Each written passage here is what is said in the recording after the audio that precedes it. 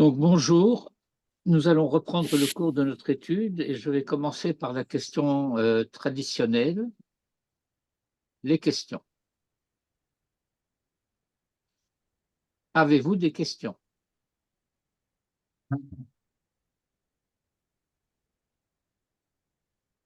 Comment se fait-il que vous n'ayez pas de questions?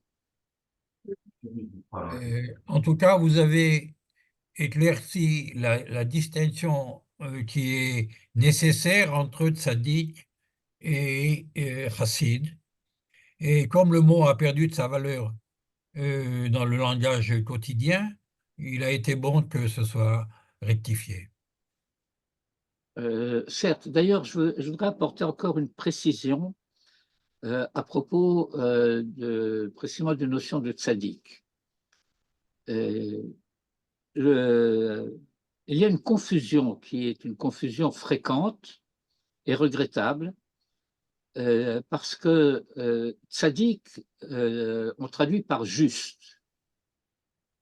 Mais le juste, ça peut être quelqu'un qui est juste par rapport à la justice, mais c'est surtout le fait que tzaddik, dans le vocabulaire de la Lachon HaKodesh, ça désigne quelqu'un qui est juste du point de vue de la justesse, pas de la justice, pas du point de vue du din, mais du point de vue de l'harmonie qui règne qu'on doit faire régner dans le monde d'une manière générale, en commençant par soi.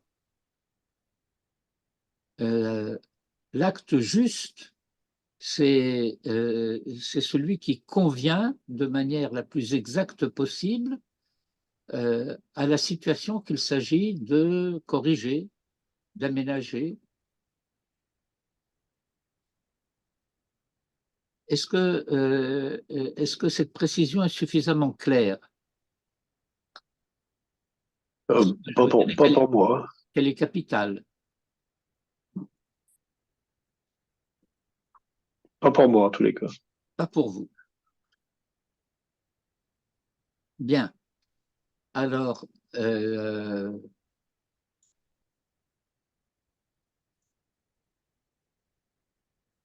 est-ce que vous connaissez la notion d'équilibre?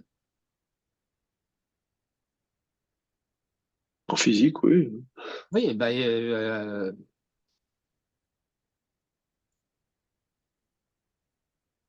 quand vous êtes sur la corde raide et que vous êtes donc en équilibre avec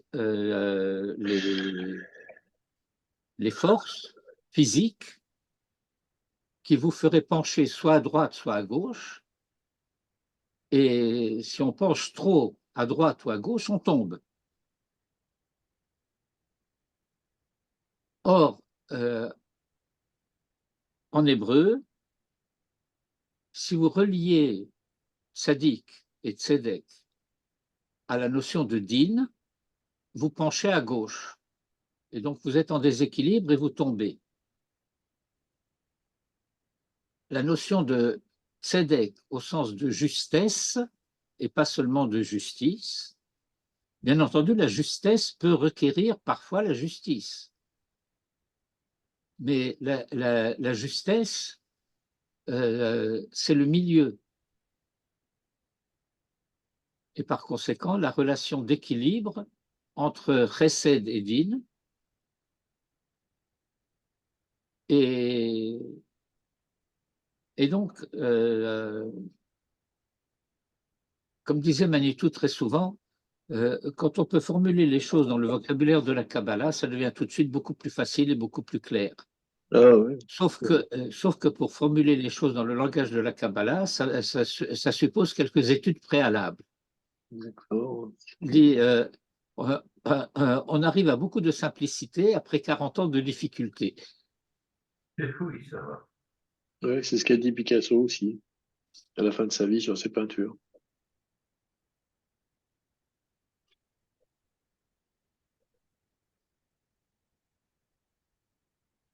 Rav, moi, j'ai une question sur laquelle j'ai pas bien compris. C'est en ce qui concerne la pritoute, la bassesse. Vous nous avez dit en, en beau ve en lo. La Neshama il Théora, j'ai pas bien saisi cette différence. Quand vous dites en-lo, ce qu'on Oui, traduit en français par il n'a pas, cela signifie qu'il y a une relation d'avoir. Alors que lorsque vous dites en-bo, c'est une relation d'être. oui.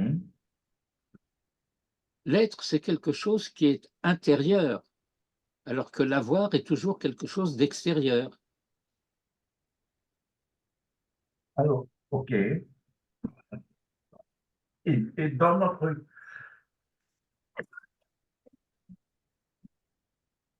cas, en ce qui concerne le tzaddik et le tzaddik ou le chassid, comment est-ce que ça se passe? Est-ce que vous pouvez nous donner un cas concret pour mieux comprendre?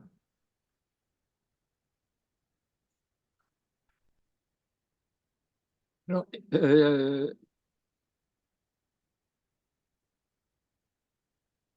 est-ce que vous connaissez la notion de tikkun amidot? Et un petit peu comme, enfin, superficiellement, comme on l'entend dans le langage courant, pas au, C'est-à-dire, pas au niveau kabbalistique. je ne parle pas au niveau kabbalistique, je parle au niveau très simple de ce que Très signifie simple, tikkun amidot. je sais très bien quelles sont mes bassesses et j'essaye de lutter pour les corriger, Oui, euh, mais, ou mes faiblesses en tout cas. mais tikkun amidot, c'est pas seulement ça. Ça ne concerne pas seulement les faiblesses, ça concerne aussi les valeurs, les qualités. Euh, le, euh, Par exemple, la générosité. Ah, Et alors, la générosité, ça peut être le sentiment que j'ai d'avoir l'obligation d'être généreux, ce qui me demande des efforts. Euh, Tant que euh, cela se perçoit dans dans la catégorie de l'obligation, qui implique aussi la contrainte, une contrainte qui s'exerce sur moi par ma volonté. Je m'astreins à, je m'oblige à. Mais ça veut dire que la mida en question m'est en grande partie encore extérieure. Je la reconnais en tant que valeur, mais je ne la possède pas, ou du moins pas suffisamment. Et donc, il s'agit, euh, euh, dans une large mesure, d'agir sur soi-même pour que la mida en question non seulement me devienne plus familière, mais qu'elle devienne en quelque sorte, comme on dit en français, une part de ma nature.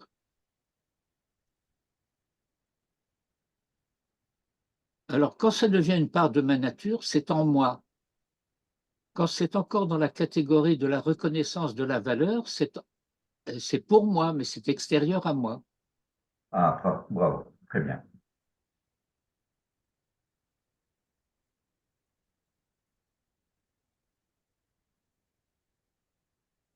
très bien.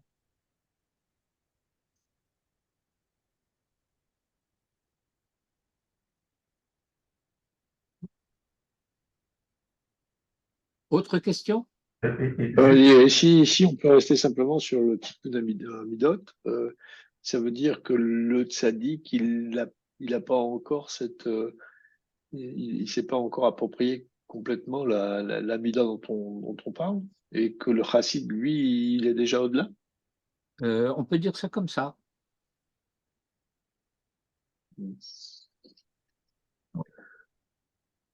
donc quand on dit Elohim Neshama, c'est Natata, Bi, Bi. Bon, mais là, le Bi, c'est l'être, OK, euh, mais on traduit que tu as mis en moi. En moi. Alors, la question que j'avais posée concernant le moi, c'est que d'une manière simple, la manière dont on le comprend généralement, moi, c'est Guf Unshama Beyachad. Moi, c'est ce qu'on appellerait en français, je dis en français, mais c'est en hébreu, la nefesh. Je rappelle le verset. Vayitzer Hashem Elokim et ha'adam afar min ha'adama, vayipar bo nishmat chaim, vayipar be'apo nishmat chaim, vayihi ha'adam le nefesh chaya. Alors la nefesh chaya, c'est la conjonction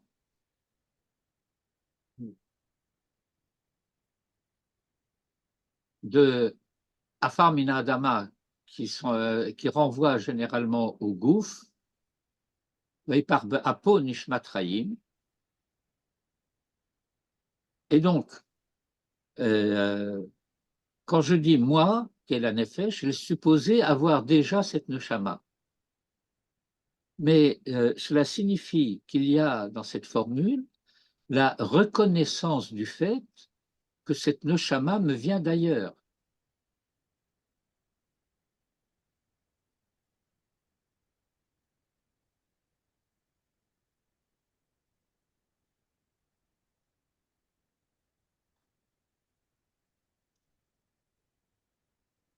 Je vais le dire encore autrement. Dans le verset qui parle de la création de l'homme, c'est-à-dire de Adam, de l'identité humaine, dans le verset qui commence par Naase Adam Betsalmenu Kilmutenu. Cela signifie qu'à ce stade-là, le Adam dont il est question est un projet. Et puis, moi, chacun de nous, en tant que le moi qu'il est une instance du projet. À chaque fois, à ce point-là, à cette étape-là, où chacun d'entre nous se trouve dans son histoire personnelle. Histoire personnelle qui, du point de vue de la Torah, consiste en l'effort de se faire adéquat au projet.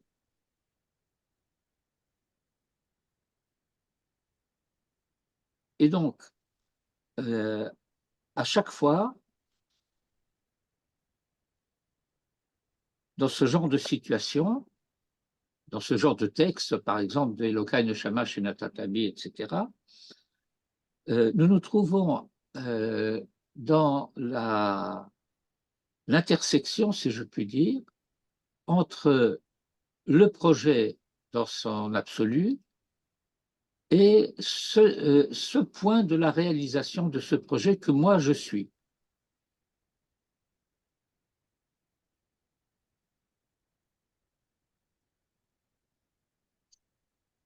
Si nous comprenons que la dimension qui s'appelle la Neshama correspond au Tselem du verset de la création, eh bien, cela signifie que en moi qui suis cette instance de Gouf et Neshama ensemble, il y a aussi la présence de la conscience du projet qui est le Tselem, et qui est donc la Neshama dans son sens projet. Alors que la Neshama qui est en moi, qui fait que je suis une personne, eh bien, c'est la Neshama à l'instance du développement de la personne que je suis.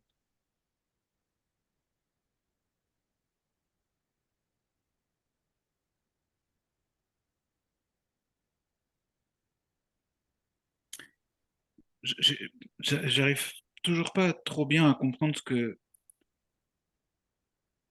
comment ça explique quand on dit chez Natata bi, c'est quoi moi sans la neshama? On n'a pas vraiment. Ah, mais alors, encore une fois, je reprends. Il y a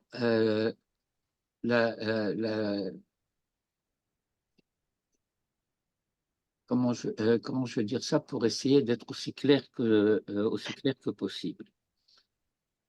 Je reprends un petit peu avec le vocabulaire de tout à l'heure. Il y a chacune des valeurs que nous pouvons connaître et reconnaître dans son absolu. Et puis, il y a un peu de la présence de cette valeur en moi. Mais il y a une distance entre l'absolu de la valeur et sa réalisation en chacun. Et donc, ce que, en moi, qui suis ce que je suis, Guf ou Neshama ensemble, il y a aussi, si j'ose dire, en plus, ce que serait la Neshama à son niveau le plus élevé.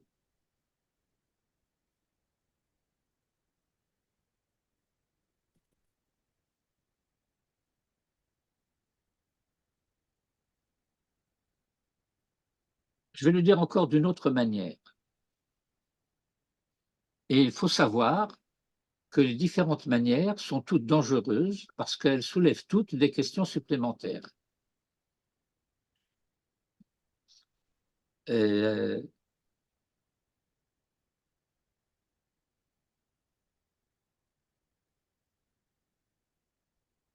neshama, je reprends les termes du texte, neshama shenatata bi tehorahi. Elle est pure.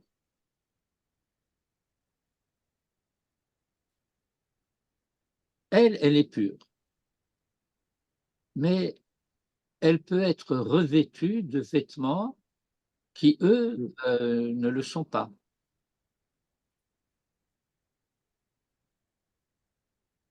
Et donc, il y a ce qu'on appelle en hébreu les levushé haneshama. Et au niveau le plus inférieur, un des levushim de la neshama, c'est le corps. Mais c'est un des levushim. Ce n'est pas le seul. Et donc,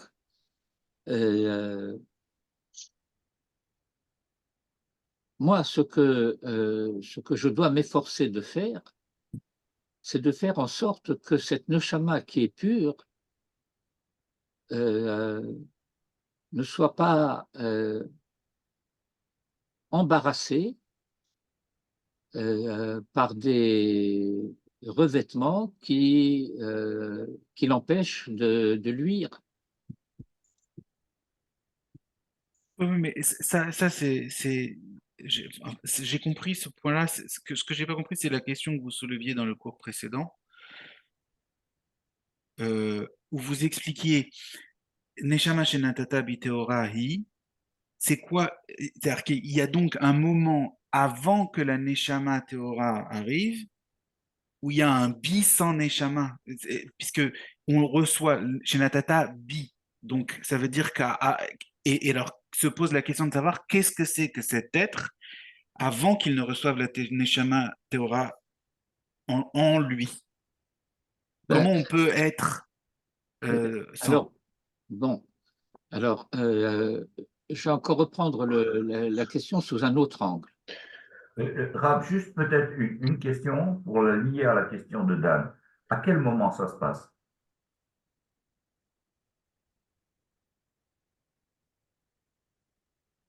C'est quoi ça? À quel moment cette neshama, je ne sais pas si c'est bien indiqué, intègre mon corps? Ah, ben c'est à un certain moment de la gestation. Ah, c'est-à-dire avant la naissance même. Bien, oui, bien sûr. Aïe, aïe, aïe. Il y a des discussions dans la tradition pour savoir au bout de combien de temps c'est pas tellement notre, c'est pas notre Non, sujet, c'est pas notre sujet, mais c'est de toute juste, façon définitivement avant la naissance. bon, si vous voulez répondre à Dan, je me suis. Bien, alors, euh, le verset dit donc, Vaïtzer Hashem Elokim et Adam Afar Min Adama, Vaïpar Ba'apav Nishmat Chaim, Vaïhi Ha'adam le Nefesh Chaya. Et Onkelos, qui donne la paraphrase araméenne du texte de la Torah, et qui exprime en cela l'essence de la tradition, c'est une traduction inspirée. Onkelos a des maîtres qui sont des maîtres prestigieux et qui sont héritiers de la tradition des prophètes. Et donc, tout cela pour dire que la traduction araméenne est une traduction qui a une certaine et une autorité certaine. Alors, il explique qu'est-ce que c'est Nefesh Chaya? C'est Ruach Memalela. Autrement dit, la capacité de parole suppose en l'homme la présence de la neshama. Les organes de la parole, ça vient du corps, mais la parole, elle vient de la neshama. Et donc, pour pouvoir dire Elokai neshama, pour pouvoir le dire, il faut que je possède déjà une neshama.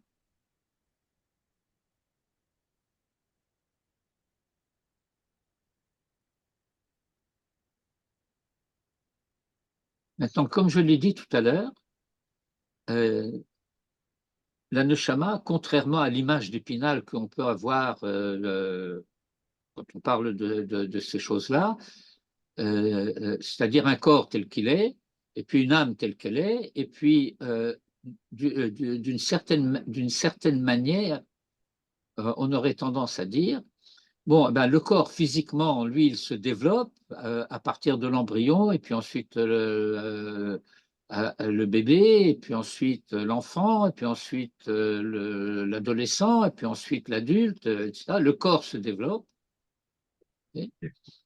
Et puis le corps se développe avec un certain nombre de fonctions cognitives également, intellectuelles, spirituelles, etc. Mais on n'a pas l'habitude de penser en parallèle au développement du corps qu'il y a un développement aussi de la présence de la neshama en moi. Alors, je vais faire un point de vocabulaire, un peu grammatical si vous voulez. Neshama chez Natatabi, nous traduisons l'âme que tu as mise en moi. N'est-ce pas? Vous êtes d'accord? Mais c'est une traduction qui n'est pas exacte. Nous ne possédons pas en français de moyens de traduire autrement. Mais on ne dit pas Ha Neshama Shenatatabi. On dit Neshama Shenatatabi. Il y a quelque chose, une certaine dimension d'âme que tu as mise en moi. Et alors, une des images qui est employée par la tradition, et plus particulièrement la tradition prophétique, c'est que le corps, à ce stade-là, par rapport à la neshama, c'est comme une chaussure. C'est-à-dire que ce qu'il y a en moi de la neshama, c'est son extrémité inférieure. Et plus je me transforme, plus je me modifie pour devenir de plus en plus capable de recevoir de plus en plus de cette neshama, et plus il y a de la neshama qui entre en moi.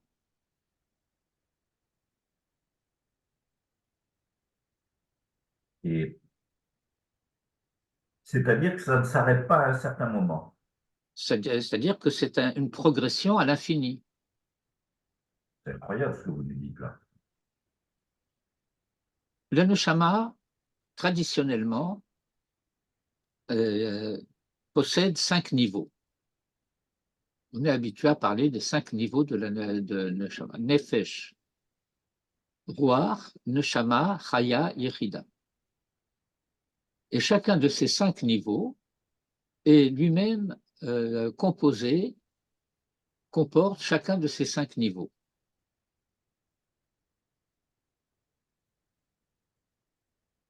Et ainsi de suite.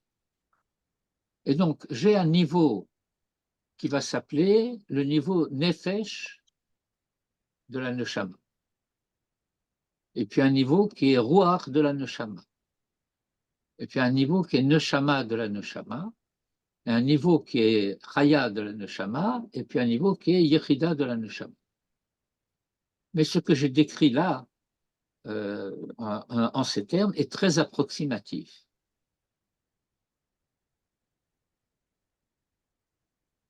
Parce que il faut avoir commencé par faire le tikkun des 5 niveaux de la nefesh, qui nous permet d'arriver au ruach, et ensuite des 5 niveaux du ruach pour arriver à la neshama, et ainsi de suite. Et donc, au départ, je possède le minimum de neshama nécessaire pour être un homme.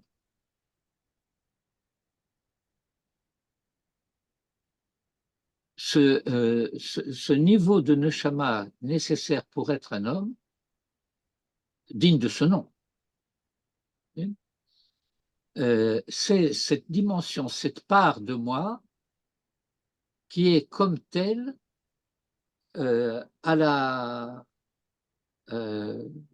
au diapason du Olam Haba, qui appartient déjà, pas seulement en puissance, mais de fait, à ce qu'on appelle Olam Haba. Alors que l'essentiel de mon être appartient, se trouve dans Olam Hazé. Mais quelque chose de moi appartient déjà à Olam Haba. Un petit peu à la manière dont les jours de la semaine, c'est dans ce monde-ci, alors que le Shabbat, il est Me'en Olam Haba.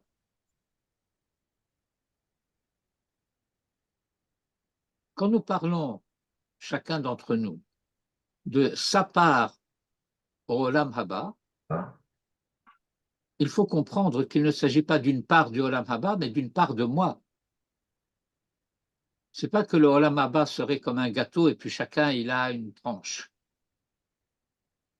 C'est que le Olam Haba, il est ce qu'il est, et quelque chose de moi appartient déjà à cet être de vérité.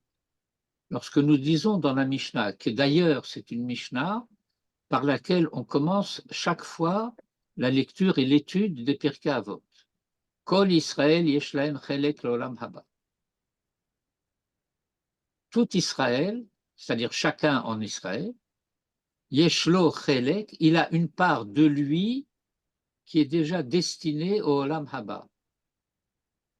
Et maintenant, mon travail consiste à faire que cette part de moi soit la plus totale possible. Par rapport à l'explication qu'on a donnée, ça aurait pas dû être du coup Yesh Bo Chelek Olam Haba? Non, On est dans le possessif, alors que ce que oui, vous expliquez, c'est que ça devrait être dans l'être. oui, mais ça veut dire qu'il y a déjà quelque chose de moi qui m'appartient.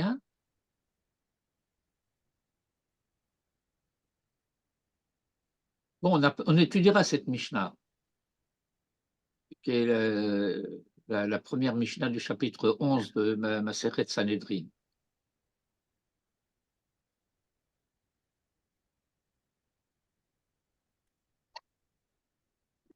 Mais voilà, donc je pense que si nous arrivons à intégrer cette idée que je ne possède pas je n'ai pas une âme, mais j'ai en moi le minimum nécessaire d'âme au départ pour pouvoir précisément progresser. Ça, vraiment, pour moi, c'est un ridouche exceptionnel. Euh, je Moi, vais, je pensais qu'on avait tous notre part, enfin, et que ensuite, ben, tout eh est ben non, monté. justement, non. C'est bon. Et alors, je vais préciser encore un point, et puis ensuite je suggérerai que peut-être on reprenne le texte, parce que on avance à tout petit pas, mais enfin il faut avancer quand même. C'est que le verset de la création de l'homme parle de Tselem et de Demout. Nachon? Vous connaissez ces termes? Oui. Alors, la Demout en l'homme, c'est la capacité de se faire ressembler à, de se faire adéquat à ce qu'est le projet du Tselem. Autrement dit, si vous voulez, nous avons le Tselem en tant qu'objectif et nous en possédons suffisamment pour pouvoir connaître l'objectif. Et nous avons en nous également une faculté qui nous permet d'évoluer par rapport à cet objectif, qui s'appelle la Demout. Le Damot, c'est ressembler à. Mais il faut prendre ressembler ici au sens fort du terme. Ça veut dire que ce n'est pas une apparence, c'est le fait de devenir à chaque fois de plus en plus en correspondance avec le projet. Alors le Tselem exprime le projet dans son objectif et la Demout la capacité de l'atteindre, d'atteindre l'objectif.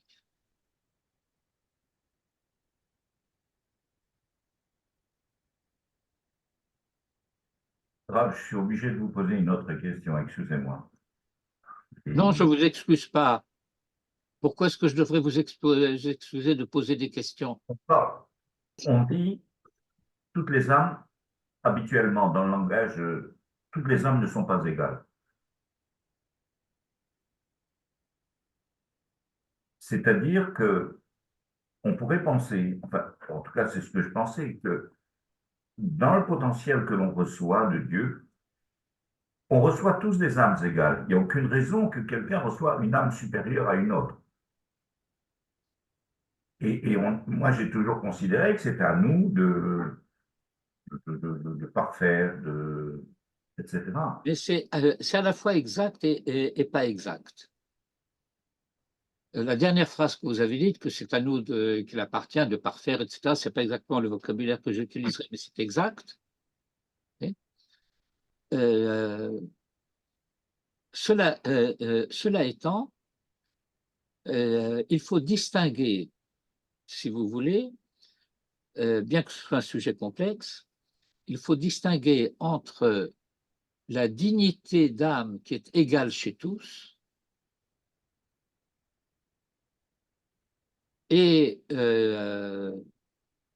la, comment dirais-je, l'identité d'âme qui diffère chez chacun. Alors, je vais utiliser une image.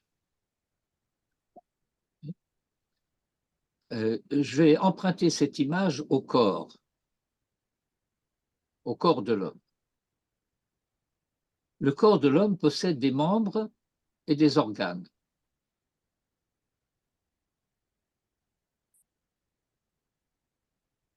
Par exemple, les cellules du foie et les cellules du rein et les cellules des poumons et les cellules du corps ne sont pas identiques. Nahon? Vous comprenez ça? Vous ne me répondez pas, alors je suis Oui. euh, Ah oui. un peu perdu. Alors, nous allons dire que pour que l'homme puisse vivre normalement, en bonne santé, hein, eh ben, il a besoin d'un rein, il a besoin d'un foie, il a besoin de poumons, il a besoin d'un cœur. Et de tous les autres organes et de tous les autres membres. Alors, on peut vivre éventuellement avec des atteintes physiques, certaines plus graves, d'autres moins, etc. Mais on peut comprendre que les différents membres et les différents organes ont chacun une fonction bien précise et que cette fonction est nécessaire à l'équilibre de la vie.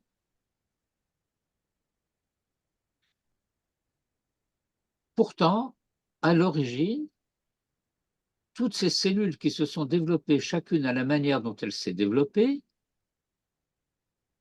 procédaient d'une cellule souche qui était unique.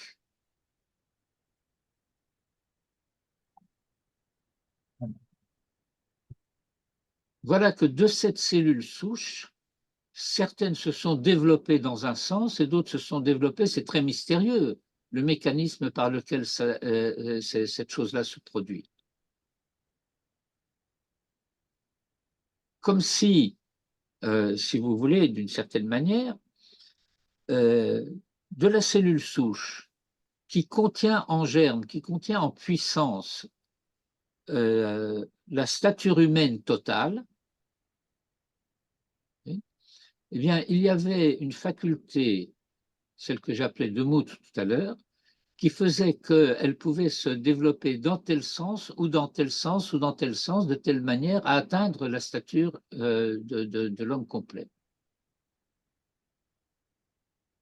Alors, essayez d'imaginer maintenant que la neshama humaine dans sa totalité, c'est-à-dire pas la neshama particulière de chacun d'entre nous, mais la neshama, si vous voulez, de l'identité humaine totale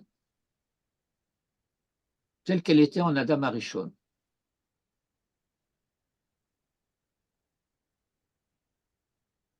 Alors cette neshama totale, eh bien, elle correspond aussi, en quelque sorte, à des organes. Et donc, je reçois, moi, en tant que personne particulière, une neshama qui provient du foie, ou une neshama qui provient du cœur, ou une neshama qui provient d'un ongle du pied. Et c'est ça mon tafkid. C'est ça que je dois restaurer pour reconstituer l'identité humaine dans sa pureté et dans sa totalité originaire.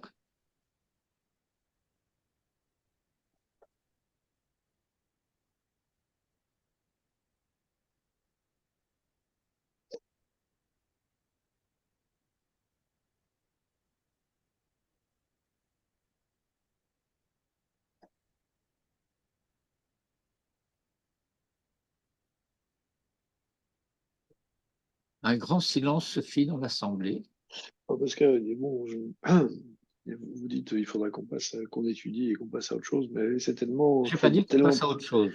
c'est tellement profond et ça suscite plein de questions. Par exemple, j'avais compris qu'on recevait notre âme à la naissance, mais en fait, là, je viens de comprendre que c'est pas notre âme qu'on reçoit, c'est un potentiel qui va nous permettre d'acquérir l'âme qui nous a été réservée quelque part. C'est ça que je comprends. Écoutez, les milliards d'individus que nous sommes dans le monde sont tous, d'une certaine manière, les cellules du corps de Adam Arishon.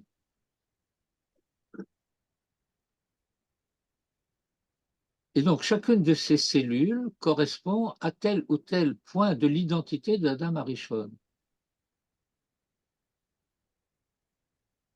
Et le tikkun global qui consiste à reconstituer, si vous voulez, à partir de toutes les pièces du puzzle que nous sommes les pièces d'un puzzle, il s'agit de reconstituer le puzzle dans sa shlemut, dans sa plénitude. Alors, je pourrais multiplier les images, les approximations, etc. Mais quelle que soit la pièce du puzzle qui serait manquante, ça rendrait le puzzle incomplet. Alors, essayez de penser cette phrase que je viens de dire dans la perspective d'un Sefer Torah. Et dans un Sefer Torah, toutes les lettres sont indispensables. Hein, sinon, il est très cher. Et toutes les parties du parchemin sont indispensables. Et s'il y a une lettre qui est abîmée, Il n'est pas sous. le Sefer Torah tout entier est pas saoul. Alors à Pourri, ils m'ont dit, il faut lui donner à boire pour qu'il ne soit pas saoul. Non, l'image permet de comprendre. Et donc, nous disons, ne faites pas le calcul, parce que, enfin, ne comptez pas parce que vous n'arriverez pas à tomber sur le chiffre, que les lettres du Sefer Torah sont au nombre de 600 000, qui correspond au nombre des Neshamot en Israël.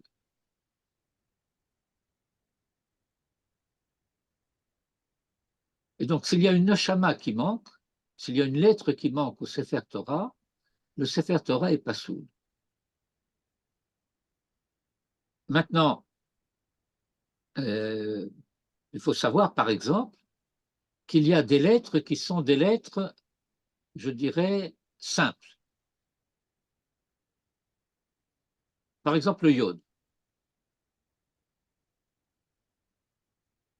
Le Yod est une lettre simple.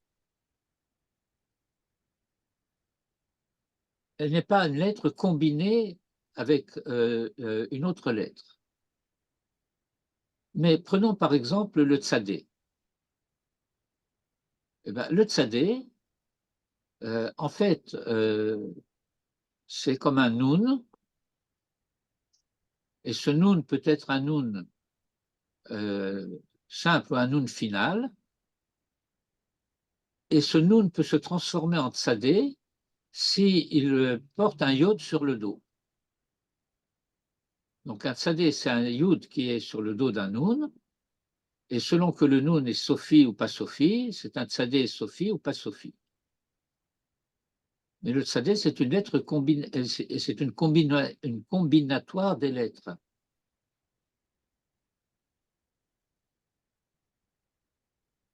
Le Aleph, par exemple, c'est un Vav qui a un Yod sur le dos et puis un Yod sur le devant.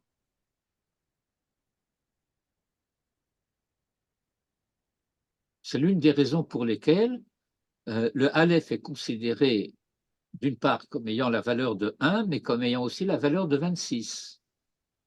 Parce que le Vav, c'est vaut 6, et puis chacun des Yod, c'est 10.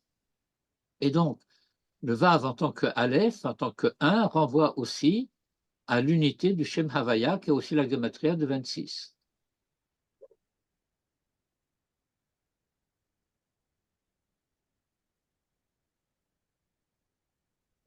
Et donc, encore une fois, chacune de ces lettres qui est nécessaire pour l'écriture du Sefer Torah, eh bien, correspond à un niveau de Neshama dans son amplitude, dans son envergure entière, pour chacune des personnes constituant le peuple d'Israël à la sortie d'Égypte.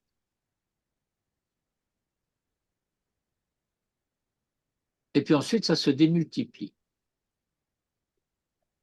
C'est parce que cela se démultiplie que on considère, par exemple, en fin de compte, que il faudrait avoir au moins 10 personnes pour avoir la présence d'une neshama entière. Et c'est la raison du minyan. C'est très exactement la condition du minyan pour pouvoir dire d'avoir chez Bekdusha. En particulier, le Kaddish et la Kedusha. La Chazara du Shaliach Tzibour est nécessaire pour qu'on puisse faire la Kedusha. Et ça, c'est indépendant des personnes en question. Quelles que soient les 10 personnes, on est sûr que oui, quand il y a alors, 10 personnes, on est sûr qu'on a au moins une neshama. On va dire Chazaka. Ah,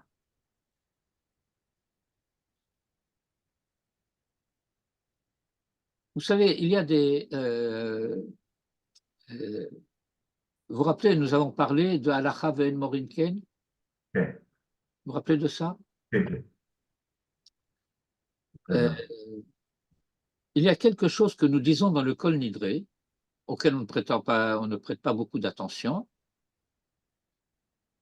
et qui énonce un principe que finalement on n'observe plus dans la plupart des communautés, sauf dans quelques communautés extrêmement rigoureuses. En particulier dans certaines communautés issues de la chassidoute.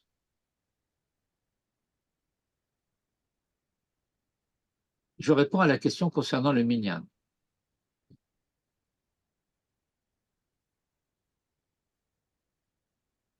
Bishiva shel ma'ala ou bishiva shel mata, al da'at hamakom ve'al da'at hakahal. Et qu'est-ce qui se passe? Ben, nous avons un beddin sur la Bama.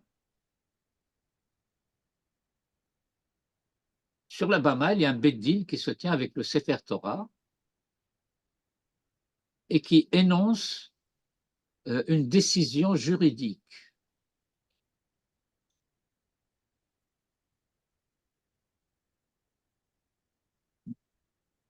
Vous vous rappelez de la formule? Bishiva shel ma'ala ou bishiva shel mata, al da'at hamakom ve'al da'at hakahal, Akadosh, anu matirim, les להתפלל עם העבריינים. עם העבריינים. את העבריינים. את העבריינים.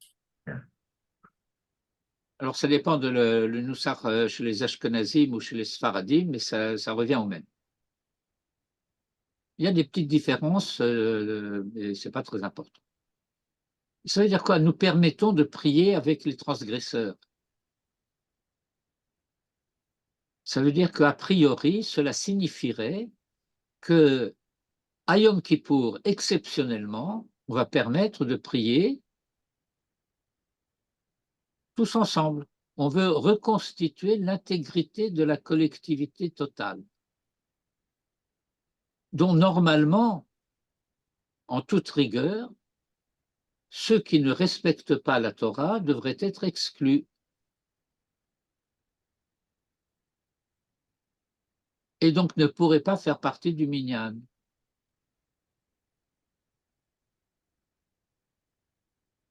Alors, ce que je disais tout à l'heure, c'est que vous avez certaines communautés où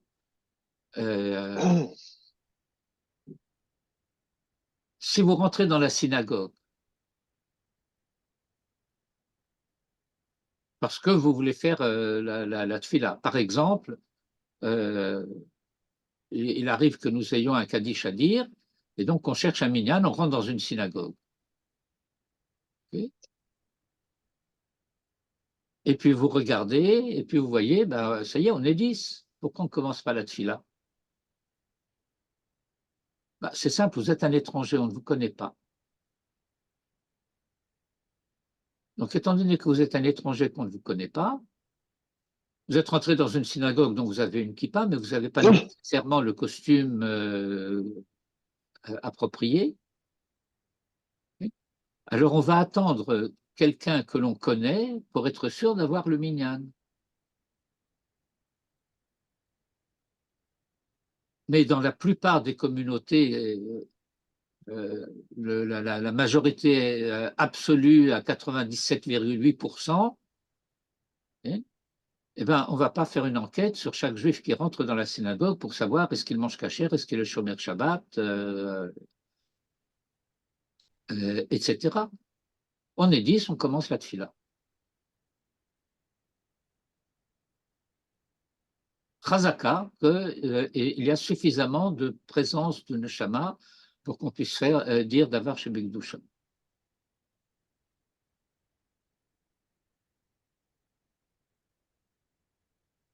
Une question de ce point de vue-là. Est-ce que quelqu'un qui est un petit peu diminué cognitivement peut compter dans un minyan ou pas? Ben, ça dépend dans quelle mesure, quelle est la mesure de la diminution.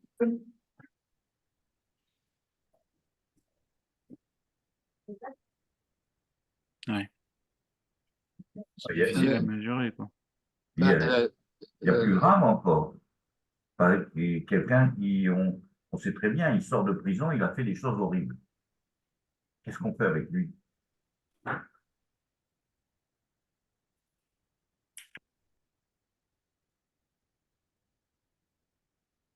Parce que là, je pense que pour nous tous, 10, c'était 10 personnes.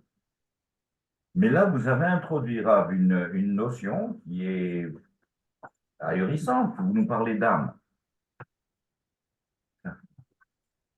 Ben oui, mais comment dire, la Torah chez Baal Pé a statué sur le fait que Kol Davar chez Bigdusha est Hasara.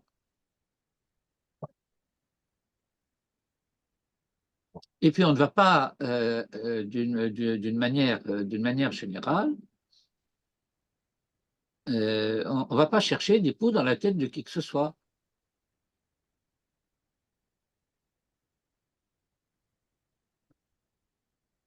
Alors, vous me parlez de quelqu'un qui sort de prison, bon. Alors, je ne sais pas vraiment comment vous répondre à cette question. Dans la Torah, il n'y a pas de prison. Il n'y a pas de peine de prison dans la Torah.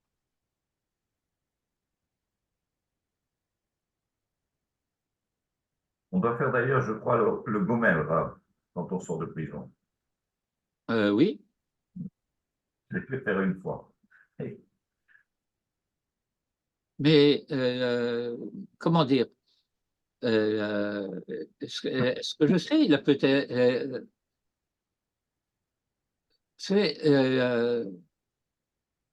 quand quelqu'un a fait tchouva, il a fait tchouva. Et donc, nous n'avons pas à nous référer à ce qu'il était avant. C'est un interdit absolu de la Torah. On ne rappelle pas à quelqu'un qui a fait tchouva les fautes qu'il a faites avant.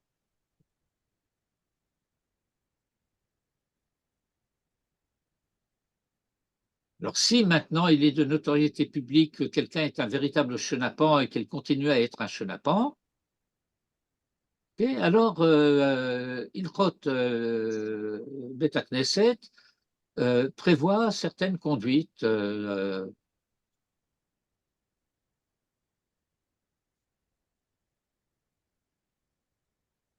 Je vous donner un exemple simplement. Il peut y avoir quelqu'un qui est une personnalité un peu forte et violente.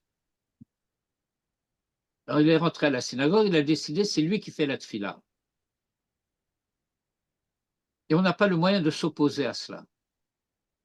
Ben là, la chance, c'est qu'on ne répond pas, on ne répond pas Amen à ces brachot.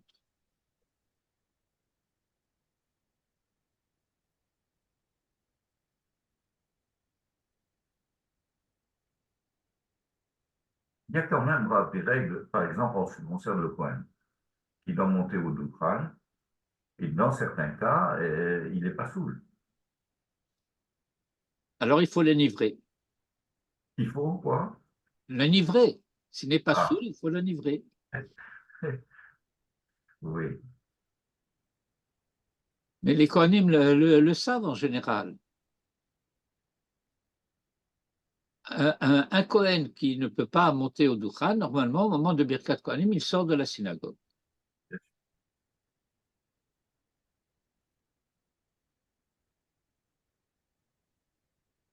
Juste une question sur ce que vous disiez tout à l'heure sur le nombre de lettres. J'ai jeté un coup d'œil. Apparemment, il y a 304 805 lettres dans la Torah, pas Oui. 600. Mais ça, c'est parce que vous n'avez pas compté comme des lettres séparées les lettres combinées. Et les blancs. Ah, genre Les le lettres, c'est tzaddik pas avec. D'accord. Les blancs aussi, c'est des lettres. On peut Non, considérer non, ça. les blancs, c'est pas des lettres. Les blancs, c'est des Ah blancs. bon? Non? Bon. Ah, les lettres finales, il faut compter aussi. Donc, c'est par exemple, Aleph, c'est 3, quoi. C'est Par pas. exemple, D'accord, ok. Ah, c'est pour ça que je dis, ne comptez pas, vous n'allez pas trouver le compte. J'ai compris. Bah, cette fois-ci, si jamais, parce que jusqu'à présent, moi j'avais entendu que il fallait tout compter, y compris les blancs, mais là je comprends que c'est eux, si on prend que les lettres combinées et qu'on les ramène à leur unité, alors cette fois-ci on va tomber sur 600 000 exactement. Et si on sait comment décompter, c'est une Aïe, science. aïe. Il y a quelqu'un qui l'a fait? Vous savez, il y a des sophrim. Il faut le comprendre en hébreu. C'est pas possible de le dire en français si on ne le comprend pas en hébreu. Il y a des sofré stam qui ne sont pas des stam sophrim.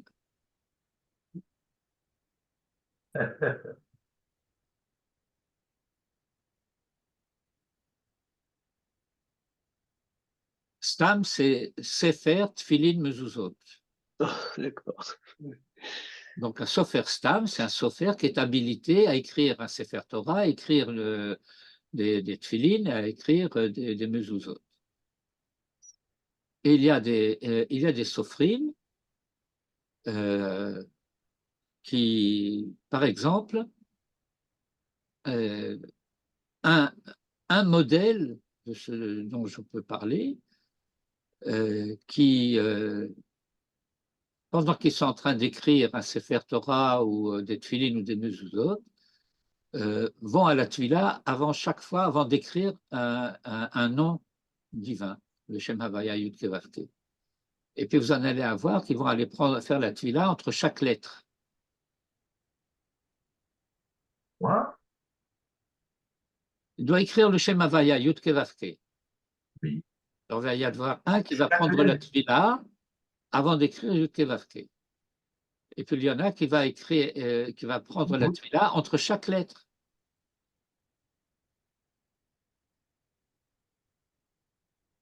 Eh ben, Parce qu'il écrit avec les kavanotes.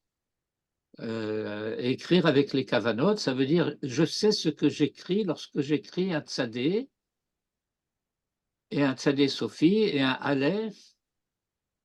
C'est une science qui s'apprend, qui n'est pas nécessaire pour tous les sophrim. La science nécessaire pour tous les sophrim, c'est d'être capable de tracer les lettres de manière convenable.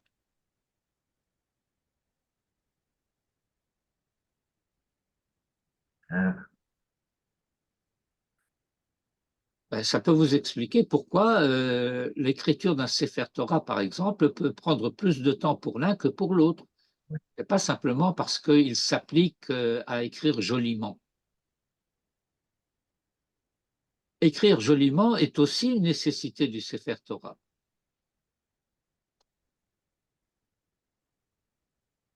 Quand nous disons par exemple dans la Shira Ze Eli ve'anevehu, anevehu, ça veut dire je vais l'embellir. De la Shon Noi, comme on parle de Noi Suka.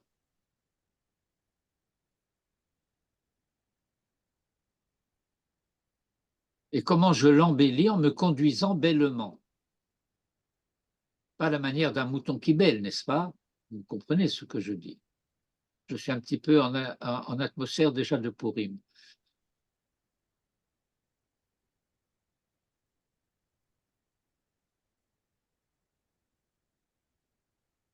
Tov, on lit une ligne ou deux de texte?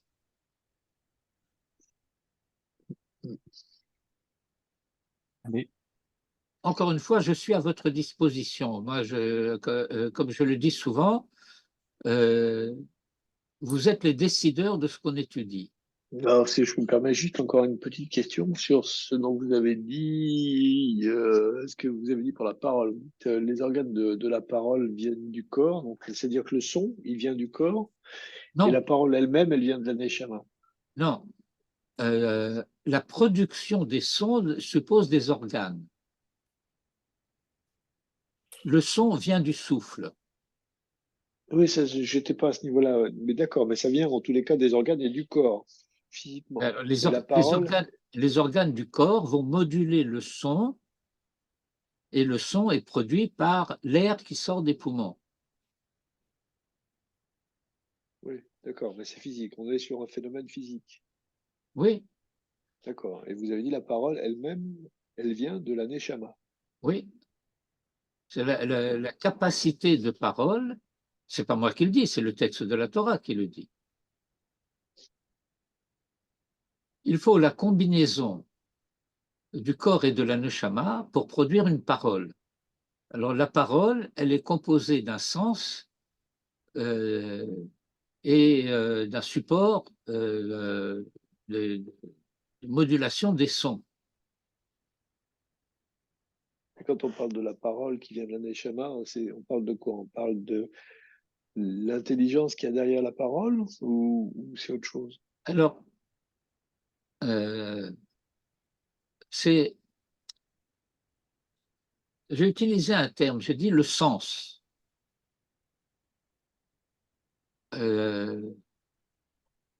Alors, dans le texte que nous étudions du Maharal, et nous avons déjà abordé un peu cet aspect de la question, l'intelligence est une fonction du corps.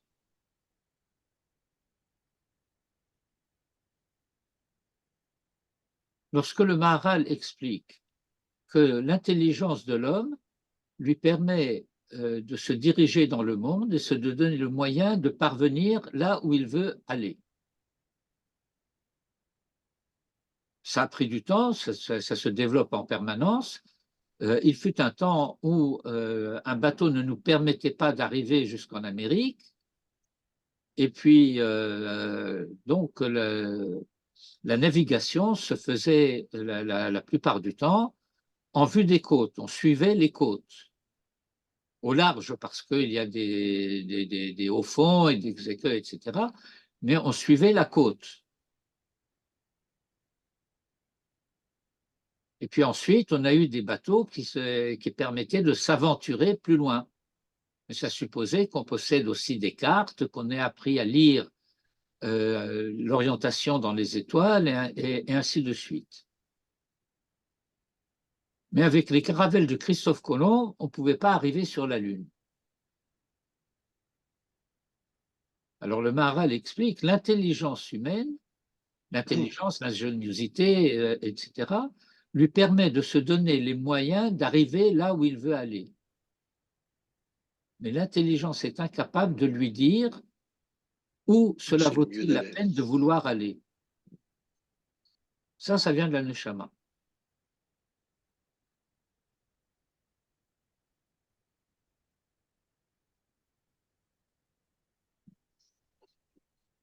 Suivi.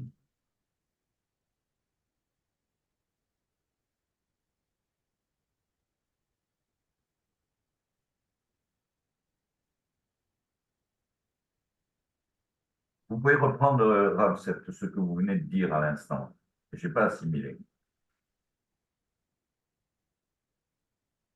À Parce que la partir semaine d'où dernière, pardon, Rav, juste la semaine dernière, je reprends la phrase que j'ai notée la semaine dernière. La semaine dernière, vous disiez, le Maharal nous dit que l'intelligence ne permet pas de savoir où il vaut mieux aller, c'est la Torah qui nous donne, qui me le donne. Et là, aujourd'hui, vous dites, c'est la Neshama qui me le Oui, dit. bon, c'est pareil. Oh. Bon.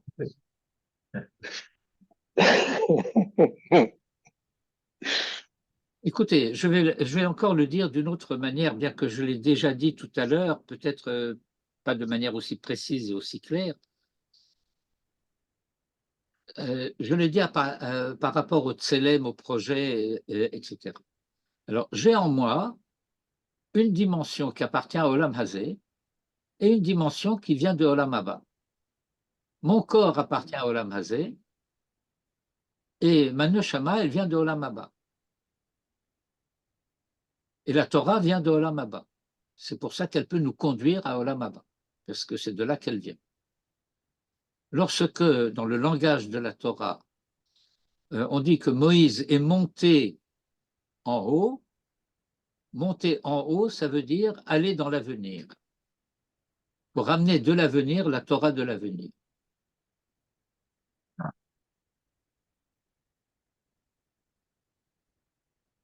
Il y a une brochure de Mayanot qui s'appelle Israël, lieu de la révélation. J'espère que vous l'avez lu.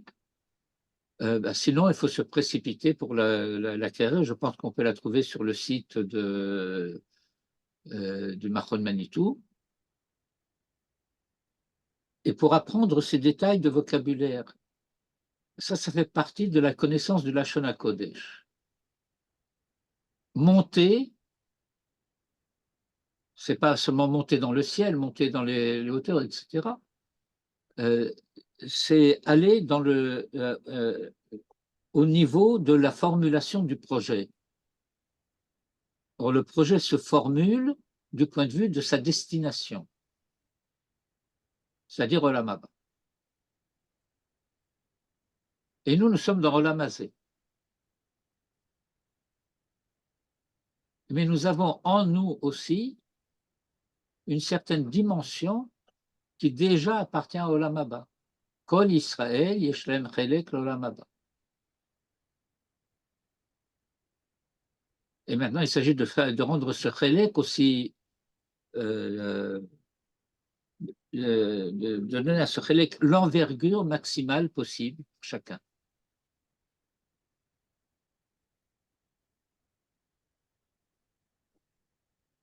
Je ne souhaite pas que dans Olam Haba, il y ait un bout de cartilage de mon genou,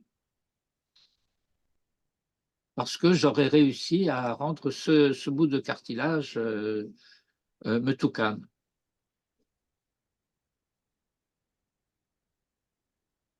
Ou un bout d'oreille, ou je ne sais pas quoi, moi.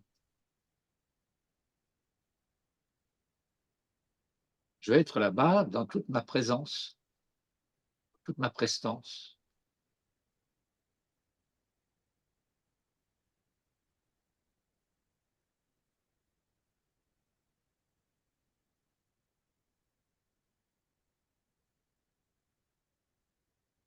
Mais vous savez, le drame que nous vivons,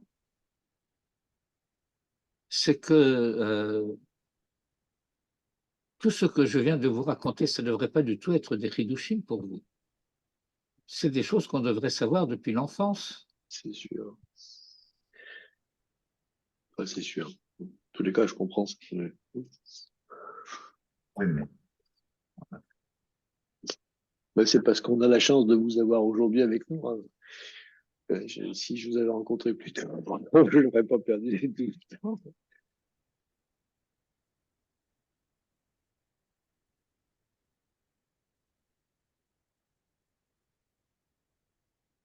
En d'autres termes, j'ai pas rencontré de Raph qui m'ait parlé de l'âme comme vous venez de vous en parler, comme vous en parlez depuis un certain temps.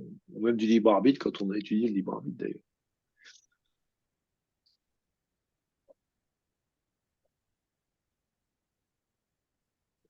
J'ai eu la chance d'avoir des maîtres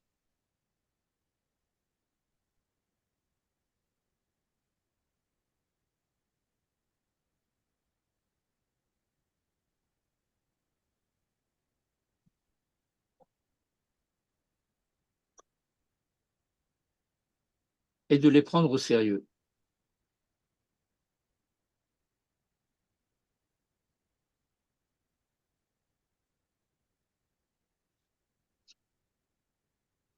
Bien, on va un peu au texte. bien sûr.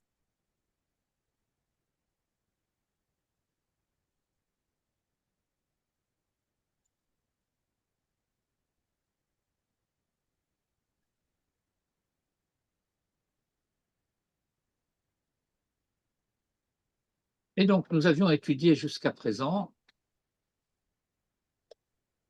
la notion de milé de Nézikine et donc de l'option qui dit que l'identité du chassid s'obtient dans la relation à autrui. Et Rabbah, quant à lui, va dire milé de Havot. Et le Maharal explique milé de Havot, les enseignements de la Mishnah des Pirkei Avot, shehem divrei musar hameyasrim et haguf shel hadam.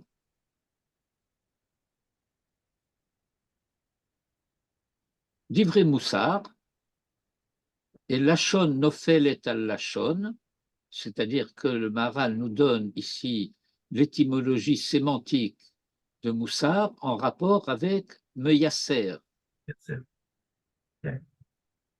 Et Meyasser qui donne aussi le substantif de Yissourim.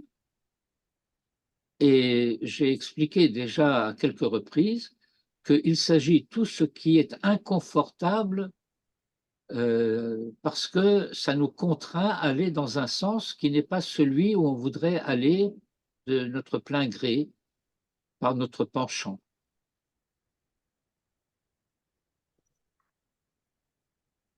Et nous allons noter que le Maharal nous dit « Hameyasrim et Hagouf ». Ça veut dire que par sa nature, la neshama, elle, n'a pas besoin d'être contrainte. Pour elle, c'est bien dans ce sens-là qu'elle voudrait aller, si déjà elle veut aller quelque part. Mais ce qui résiste, c'est le corps.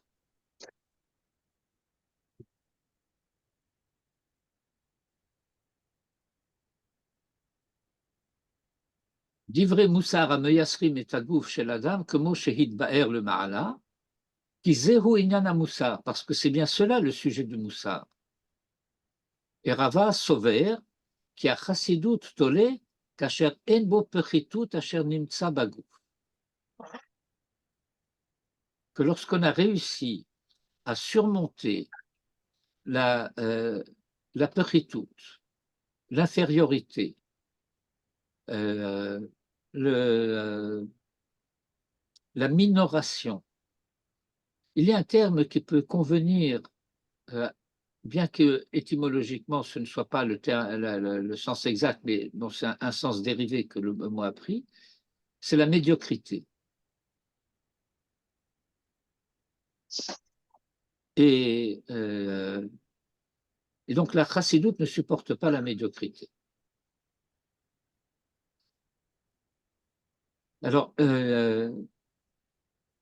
ici, nous rencontrons un certain écueil que je voudrais signaler, même si on ne l'analyse pas jusqu'au bout, parce que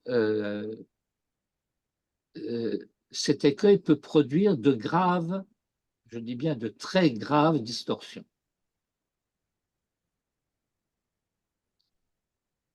Tout le mal viendrait du corps. Divrei Moussar Hameyasrim et Hagouf. Kacher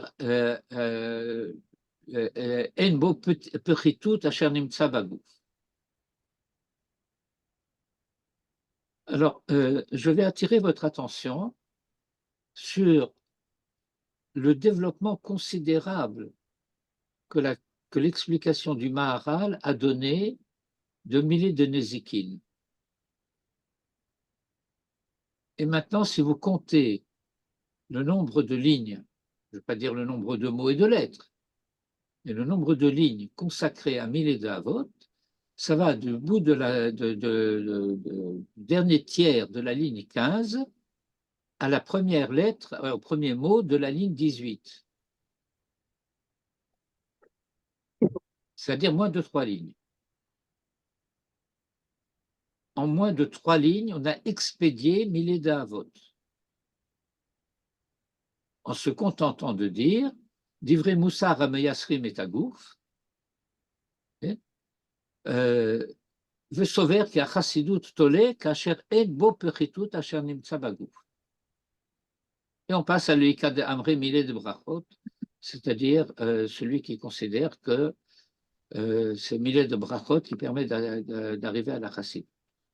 Ça ne veut pas dire qu'on a fini avec le sujet, le développement continue. Mais comme je le disais il y a un instant, je vais m'arrêter quelques instants sur un écueil présenté par le Milé de Havot dans le vocabulaire du Maharal, parce que cela pourrait laisser croire qu'il y aurait, du point de vue de la Torah, une opposition extrême au corps. Ben, c'est faux. Pourquoi c'est faux? Parce que la tradition d'Israël, et même la tradition juive qui fait suite à la tradition d'Israël, est parfaitement consciente du fait que Vaïtser Hashem Elohim et Adam Afar min Adama, c'est le corps, et qui est-ce qui a formé le corps? C'est Al-Kadosh Baruch Hu, Hashem Elohim. Et que mon corps est d'origine divine aussi bien que mon âme. Puisque la poussière, comme on dit en français, à partir de laquelle mon corps a été formé, eh bien cette poussière, elle a été aussi créée par Dieu.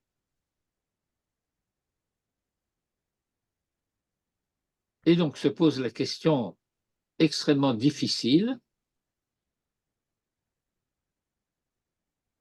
pourquoi y aurait-il de la pechitut dans quelque chose qui est une créature et une création de Dieu?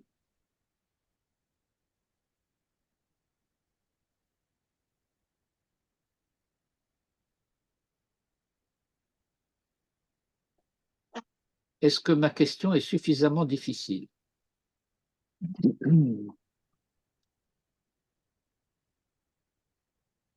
Non, ce n'est pas que je prends plaisir à choquer, n'est-ce pas? Mais je pense qu'il est important que les questions, les vraies questions se posent et soient posées. Parce que si on ne pose pas les bonnes questions et les vraies questions, on ne peut pas avoir les bonnes réponses et les vraies réponses.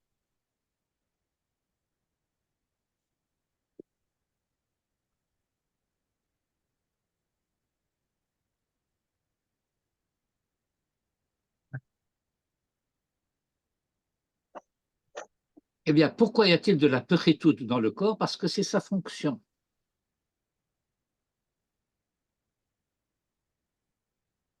C'est son rôle.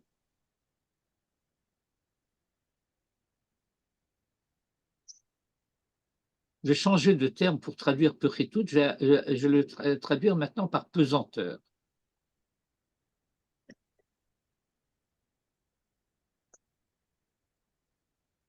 Il y a un sujet qui a beaucoup préoccupé les philosophes, déjà dans l'Antiquité, chez Aristote par exemple, et beaucoup ensuite au Moyen Âge. Et ce sujet concerne ce qu'on appelle classiquement l'union de l'âme et du corps. Nous posons comme principe certain qu'il n'y a aucune commune mesure entre l'âme et le corps, entre l'esprit et la matière.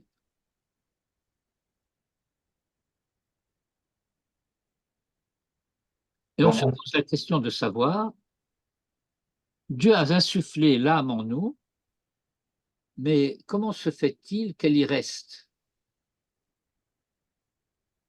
Parce que toute l'aspiration de l'âme, c'est de retrouver sa place originaire en haut.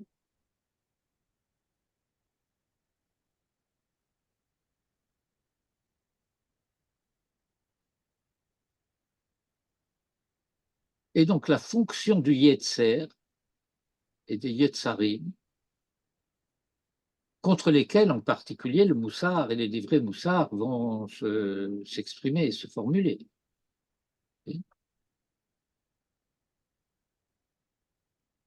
c'est de lier l'âme au corps, de lier l'âme en bas, de l'empêcher de remonter.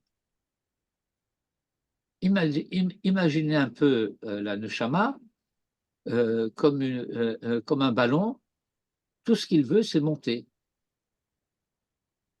Et alors, d'un côté, on ne veut pas le dégonfler, on veut qu'il reste. Bon. Et puis, il faut qu'il y ait une ficelle qui l'attache en bas de manière ferme.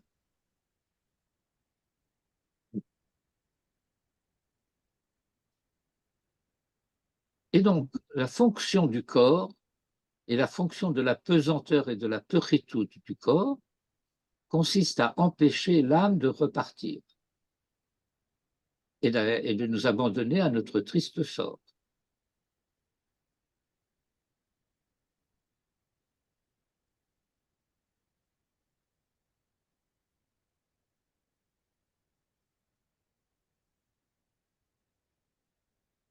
Dans les Birkot HaShachar que nous disons tous les matins, eh bien, c'est Birkot HaShachar dont Elokai Neshama est une continuation. Eh bien, quelle est la première parole que nous prononçons au réveil? Modé, Oui. Ani, Defanera, Veler Leker. She'echezarta bi nishmati bechemla rabba emunater. Parents du monde. Ouais. Ça veut dire que pendant la nuit, eh bien, ma neshama est allée se rafraîchir là-haut. Et puis voilà que chaque matin, elle m'est rendue. Et nous terminons cette phrase par la formule Rabba emunatecha. Rabba emunatecha, ça veut dire ta confiance en moi est exceptionnelle. Tu me rends cette neshama, ça veut dire que tu as confiance en moi. Ta emuna en moi est Rabba. Tu me fais confiance et tu me rends la neshama tous les matins.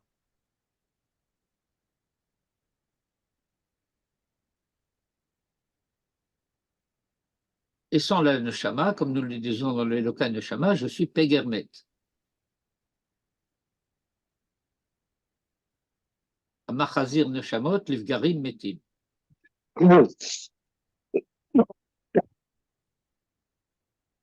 Nachon? Et donc,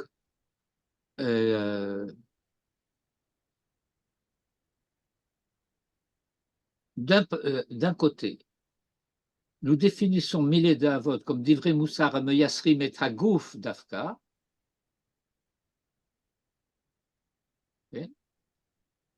Et en même temps, nous devons avoir confiance que ce gouffre, d'une part, il est extrêmement mechoubad. Il est extrêmement mechoubad parce que il participe de la création de Dieu. C'est-à-dire du fait que c'est Dieu qui le crée. Nous avons cette semaine Aseret Adibrot, mais ces Aseret Adibrot, elles sont le complément et un versant d'Asara Mahamarot, Shebahem Nivra Haolam.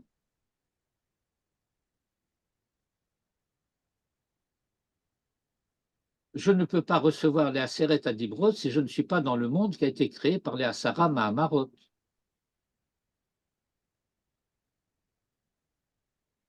D'où, pour finir, provisoirement sur ce point, la remarque suivante que je vais faire. Les Pirkei Avot, dont le Maharal dit c'est Divrei Moussar, n'est-ce pas? Eh bien, ce n'est pas un Sefer Moussar. Les Pirkei Avot, ce n'est pas Chovot Alvavot, et ce n'est pas Mesilat Yesharim, et je pourrais citer beaucoup d'autres livres de Moussar à travers les époques, en commençant par Saadia Gaon et en traversant les siècles. Les Pirkei Avot, c'est une Mishnah. La Mishnah, en tant que telle, c'est l'essentiel de la Torah chez Béal Pé. Et qu'est-ce que nous apprenons d'une manière générale dans les Mishnayot? Nous apprenons la halacha.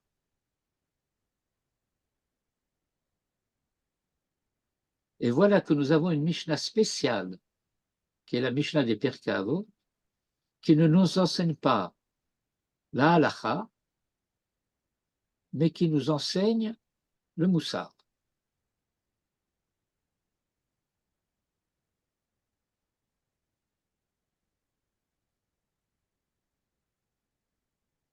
Que nous traduisons en général par la notion de moralité, la morale. Alors, je vais vous donner une définition que vous allez retenir scrupuleusement à la manière dont je la formule pour comprendre de quoi il s'agit dans les livrets moussards des Pirkei Avot. Alors, je commencerai par la formule suivante. Les mitzvot que la Torah nous demande d'accomplir et dont la Mishnah nous donne le détail s'appellent dans le vocabulaire classique mitzvot ma'asiyot. Qu'est-ce que ça veut dire mitzvot ma'asiyot? Ça veut dire des commandements factuels. Factuels au sens qu'il s'agit non pas de les penser, mais de les faire. Nous sommes en rupture complète avec le christianisme, par exemple, qui va vouloir dire, eh bien, nous les accomplissons en spiritualité. Et en accomplissant en spiritualité, tu fais rien du tout. Ça peut-être éventuellement un effet sur toi, mais ça n'a aucun effet sur le monde. Les choses doivent être faites. Mitzvot ma'asiyot. Or, pour faire les mitzvot, j'ai besoin du corps. Je réalise les mitzvot, toutes les mitzvot, au moyen du corps.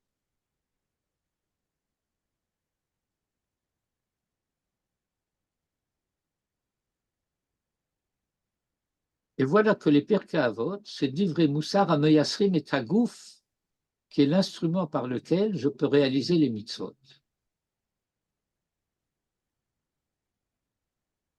Alors, je pourrais comprendre qu'il s'agit d'être Meyaser et Tagouf pour le contraindre à pratiquer les mitzvot. Mais pour ça, je n'ai pas besoin des Pirkei Avot, j'ai déjà tout le reste des Mishnayot qui m'enseignent ce que sont les mitzvot.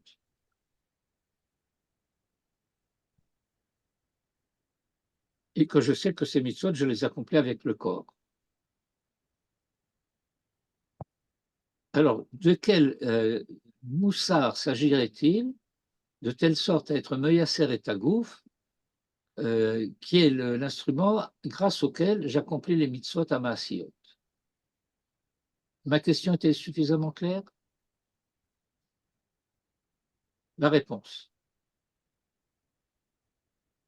La Mishnah des Pirkei Avot consiste à me donner les enseignements qui vont me donner les conditions auxquelles la pratique des mitzvot sera morale.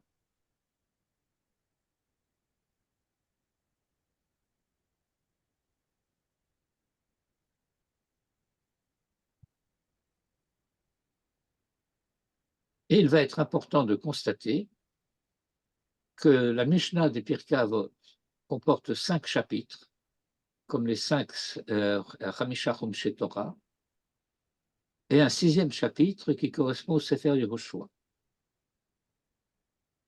Selon l'enseignement bien connu, que si Israël avait mérité, nous n'aurions que la Chamisha Chumshei Torah et Sefer Yehoshua.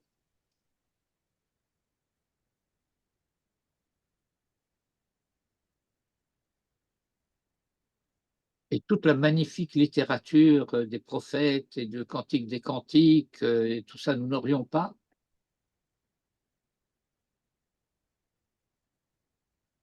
Et ça s'appelle avoir démérité que de les avoir. Je vous rappelle, c'est pas moi qui le dis, c'est le Talmud.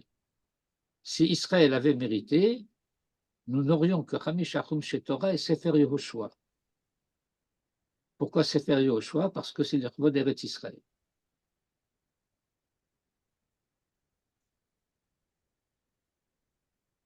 Mais le démérite a consisté à avoir besoin des autres livres. Si nous avions mérité, nous serions tous capables non pas seulement de les lire, mais de les produire. Imaginez chacun d'entre nous capable de donner un Shir HaShirim.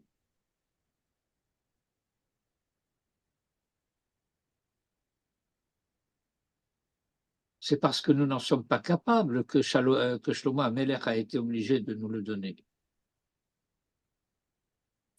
Et de même pour tout le reste de la littérature biblique, comme on dit en général. Et donc, Hamish Achum Shetorah, Hamish Mishnayot de Hamisha Prakim des Pirkei Avot, et le 6e Perek, qui n'est pas une Mishnah mais une Beraïta, qui correspond au Sefer Yehoshua. Et je répète la définition, à quelles conditions la pratique des mitzvot doit-elle répondre? Quelles sont les conditions pour que la halakha ne soit pas seulement légale, mais soit aussi morale?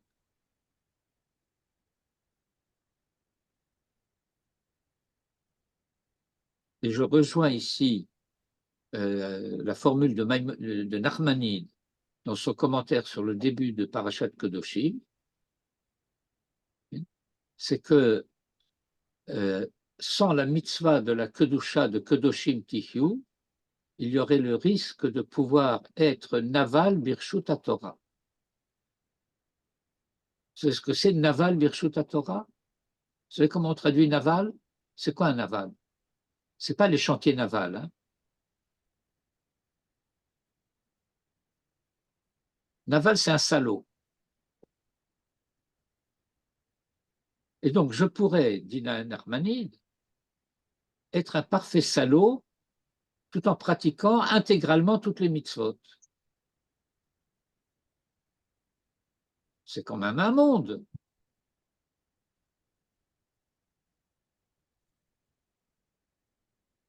Ça veut dire qu'il y aurait la possibilité d'une pratique immorale de la Torah.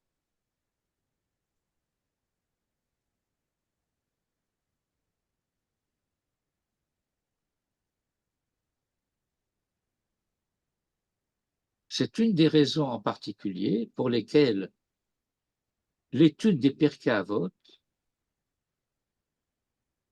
en grande majorité dans le peuple d'Israël, se fait précisément entre Pessah et Shavuot, pour nous préparer à recevoir la Torah en toute moralité.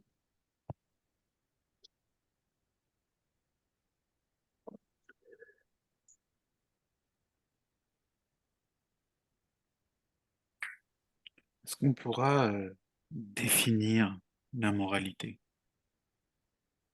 Oui, il dit la divrei mutar mayasrim et tagouf.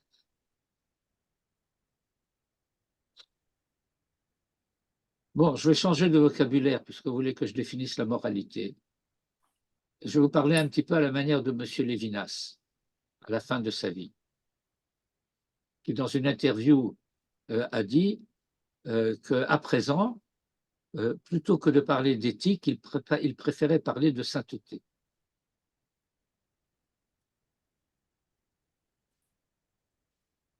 Pas sûr que ça clarifie. Il faut que je vous le rende. Alors maintenant, vous allez me poser la question, et c'est quoi la sainteté? Ben, je vais répondre, c'est la morale. Et vous allez m'accuser d'un raisonnement circulaire. Non seulement ça, mais l'éthique, c'est pas forcément la morale non plus. Ben, ça dépend pour qui. C'est des concepts qu'il faut quand même approfondir. Parce Sans blague. non, parce qu'on est en train de se lancer justement sur comment on peut pratiquer les mitzvot tout en étant moral. Non, non, non, non, non, Euh, c'est pas à pratiquer les mitzvot tout en étant moral. en C'est la préoccupation pour la pratique de chaque mitzvah, pas que moi je sois moral, mais que la pratique de cette mitzvah soit morale. oui. Donc, ça suppose qu'on comprenne ce que c'est que la morale, la différence avec l'éthique et la sainteté. Bon, alors l'éthique, c'est la théorie de la morale. Nous n'aimons pas en général, nous, dans notre école, parler d'éthique, parce que l'éthique, selon les philosophes grecs en particulier, ce sont les principes moraux que nous pouvons penser, mais que nous ne pouvons pas réaliser. Et donc l'éthique ne nous intéresse absolument pas. L'éthique, c'est l'ONU. Comment? L'éthique, c'est l'United States. C'est l'ONU. Elle est au niveau de la pensée, pas au niveau de l'acte. Oui, mais c'est pas, et par conséquent, elle est stérile. Voilà. Alors, bien sûr que il y a tout un moralisme qui est décrié, qui est rétrograde, réactionnaire, tout ce que vous voulez. Mais il y a la notion de moralité qui vise à la sainteté.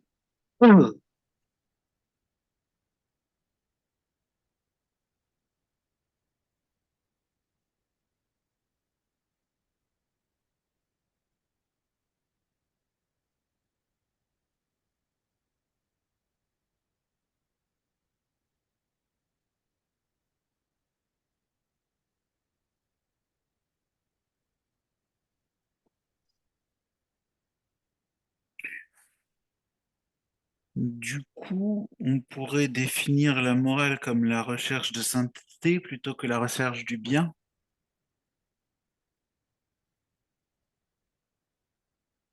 Et il faut définir la sainteté maintenant. Oui. Pour Tu moi, la vois, Mais morale, ça non, s'apparente mais plus à la recherche je du vois bien pas. Non, mais que je ne de vois pas sainteté. pourquoi. euh, comment dire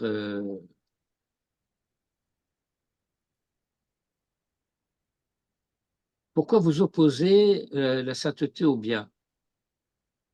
Je l'oppose pas, mais s'il y a deux mots, c'est peut-être pas que ce sont des synonymes.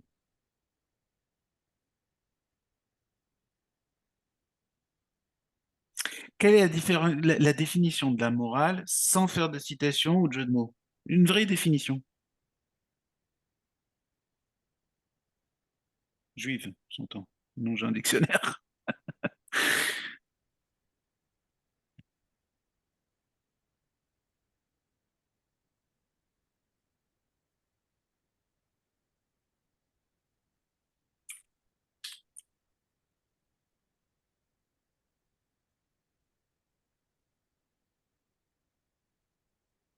Eh bien, je vais vous donner une réponse traditionnelle. C'est la volonté de Dieu. Mhm. C'est-à-dire ce qui préside à la volonté de Dieu dans la création du monde. Ce en vue de quoi le monde est créé, de par la volonté divine.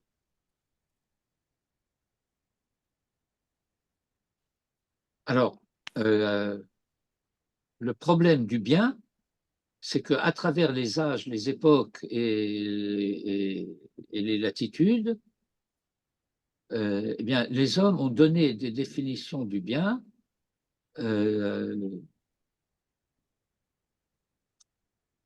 chacun à sa manière. Et à chaque fois, comme l'expliquait à chaque fois Manitou quand on abordait ce sujet, en réduisant le bien à autre chose que lui-même.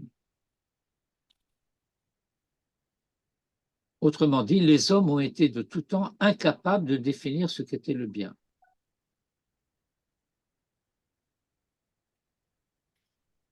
Par exemple, ceux qui disent le bien, c'est ce qui est utile.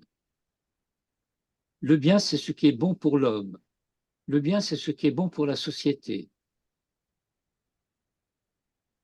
Et ainsi de suite. On pourrait traverser là toutes les théories du bonheur.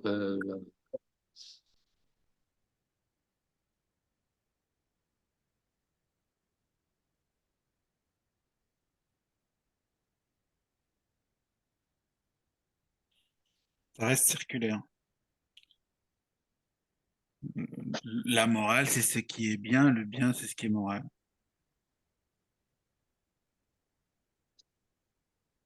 Oui, mais seulement ce que j'ai dit quant à moi, c'est que il y a une volonté divine Mhm.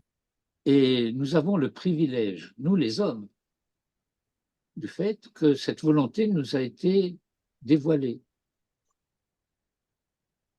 Nous ne sommes pas laissés, comment dire, ni à l'abandon, ni à l'imagination, ni au fantasme, etc., concernant ce que pourrait être une volonté divine. Elle nous a été communiquée. Donc nous savons ce que c'est le bien. Ouais, mais le problème, c'est qu'on avait défini à un autre moment que la Torah n'était pas là pour nous donner la morale, qu'elle s'adressait déjà aux hommes Non, moraux. non, non, non. Euh, euh, c'est pas exactement ce que j'ai dit. J'ai dit que la Torah ne pouvait pas nous rendre moraux. Oui. Ça veut dire quoi que la Torah ne pouvait pas nous rendre moraux? Elle ne pouvait pas faire que nous voulions le bien. Il faut vouloir le bien pour recevoir la Torah, mais je ne le connais pas, le bien. Alors je suis laissé en quelque sorte à la bonne volonté et chacun va, voulant le bien, agir selon le bien tel qu'il le connaît. C'est ça la définition de la morale. La volonté du bien. Mais pour Israël, eh bien, il y a cette différence fondamentale que Ata horeta ladat. Toi, tu as reçu la, le, la révélation, le dévoilement de ce que c'est le bien. Et par conséquent, toi, Israël, tu n'es pas laissé à l'aléatoire de la bonne volonté. Ok. Et chez les chassidés ou motaolam, c'est-à-dire ceux qui sont en puissance de pouvoir être ce qu'on appelle des bnei noach, qui veulent rentrer dans l'alliance noachide, eh bien, ils ont donc ces Sheva Mitzvot Bnei Noach, que nous appellerons les 7 principes de moralité fondamentaux, mais qui ont aussi besoin de leur Shulchan Aruch. Et aujourd'hui, que ce mouvement des Noachides se développe beaucoup dans le monde, en Afrique, en Asie, en Europe, il y a beaucoup d'écho à cela. Eh bien, on reçoit de la part de ces hommes de bonne volonté des questions très précises quant à la manière de faire. Ils ont besoin de ce Shulchan Aruch, ils nous le demandent.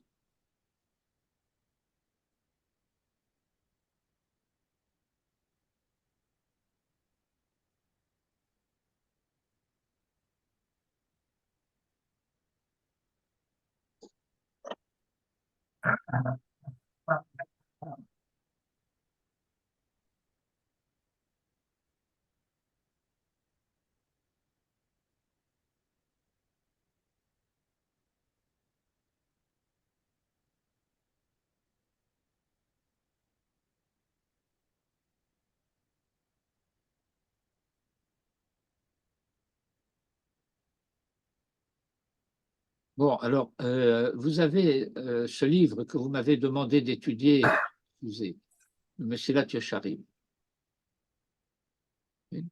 Alors, le Mesilat Yesharim est construit, ces différents chapitres sont construits sur le modèle d'un enseignement de Rabbi Pinchas Ben Yair,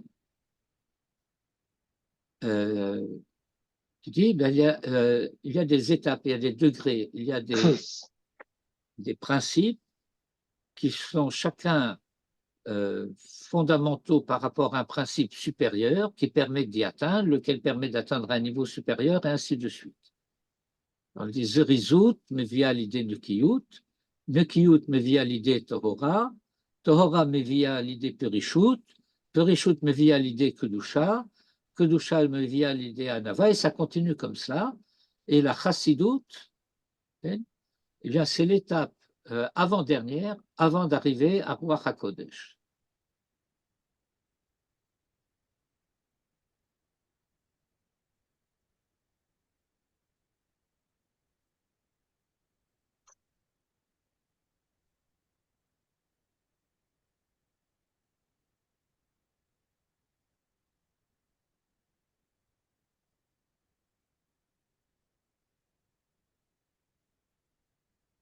Tov.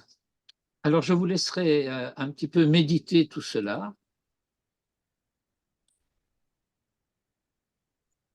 Et quand on médite, c'est que j'ai trouvé un éditeur.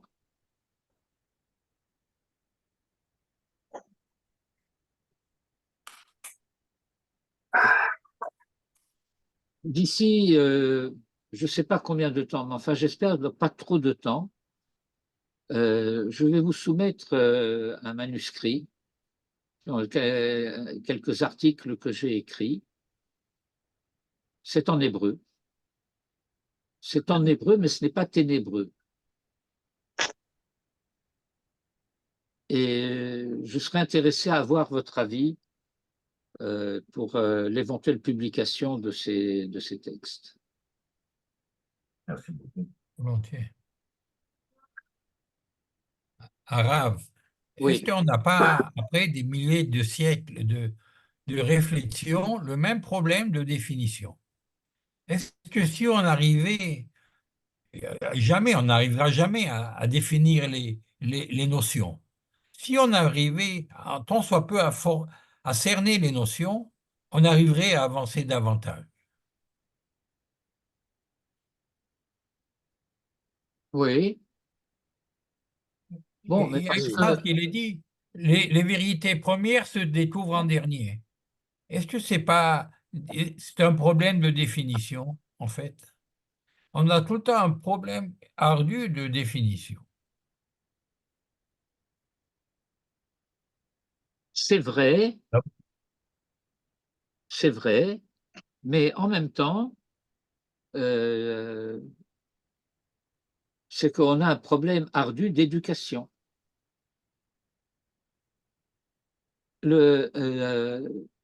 Par exemple, et ce n'est pas un problème qui est spécifique au Goïm, c'est un problème qui existe aussi en Israël,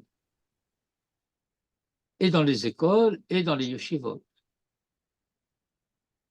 À savoir qu'on a fini par confondre enseignement et éducation. On n'éduque plus, on enseigne. Mais à l'origine, l'éducation faisait partie de l'enseignement. On a renoncé à éduquer. Et on voit l'état de la société.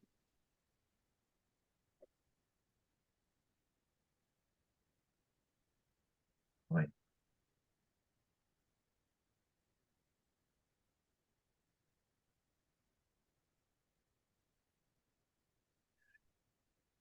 Pourquoi avons-nous un problème de définition? Moi, je serais tenté de dire qu'en réalité, nous n'avons pas vraiment un problème de définition. Nous avons un problème parce que dans la société contemporaine, eh bien, il y a un discours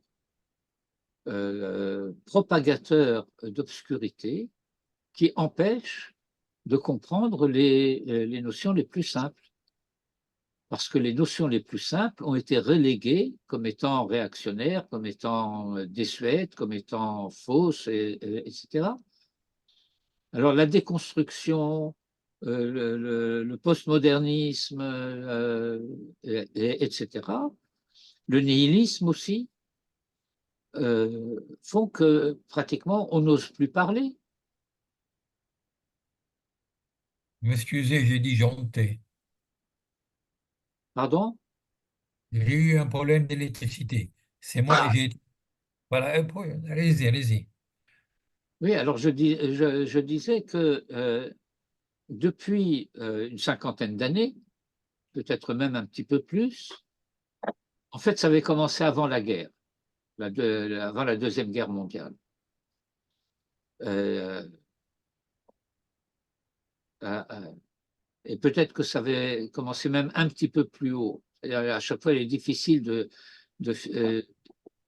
fixer un commencement absolu à quelque chose qui a finalement été le produit d'évolution et de révolution sur évolution et révolution qui font qu'on finit par en arriver à. Mais lorsque se sont développés, surtout après la Deuxième Guerre mondiale, le structuralisme, euh, l'existentialisme matérialiste, euh, et puis ensuite le postmodernisme.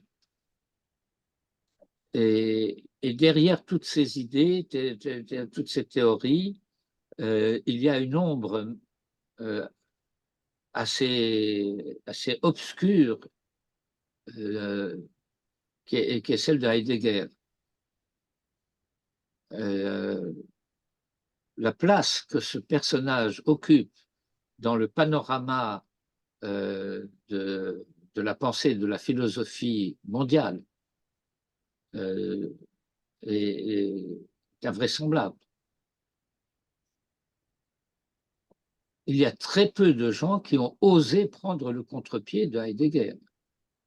Monsieur Lévinas en a été un. On a su bien le lui reprocher. Il a su reconnaître aussi, à regret, la dette qu'il pouvait avoir à l'égard de Heidegger de 1927. Mais, comme il le dit lui-même, une dette qu'on lui doit souvent à regret.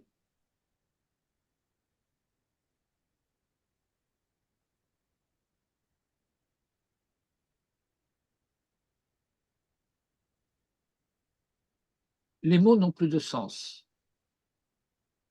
Quoi que ce soit que vous disiez, eh bien, on va venir vous opposer une théorie, l'une ou l'autre des théories analytiques ou structuralistes, etc., peu importe lesquelles, mais qui font qu'on on va rejeter la possibilité même d'une affirmation quelle qu'elle soit.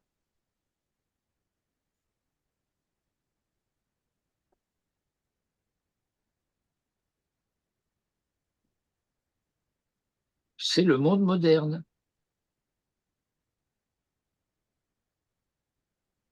La parole n'a plus de valeur parce que les mots n'ont plus de sens. Je sais pas, moi, je me souviens à l'époque où j'étais à la fac, c'est-à-dire c'était dans les années 60, il y avait par exemple un bouquin qui faisait fureur, c'est Les mots et les choses de Michel Foucault. C'est un livre dans lequel il explique pourquoi les mots n'ont pas de sens.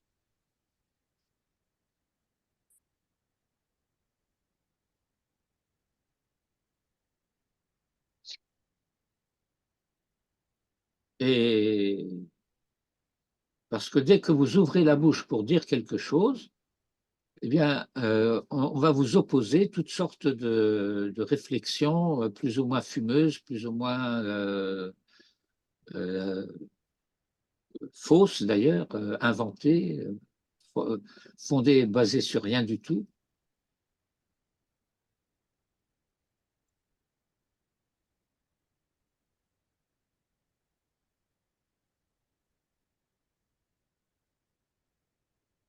Et donc, je conteste le fait que nous ne possédions pas de définition claire. Nous possédons des définitions claires, sauf que la formulation de ces définitions claires pose problème. Parce que les mots ont perdu leur sens, très souvent.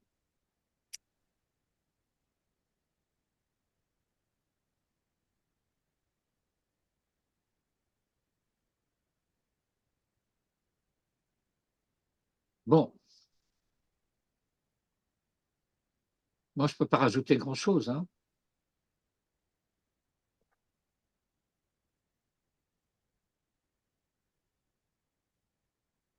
Si ce n'est qu'il est 13h11, du moins à l'horloge de mon ordinateur.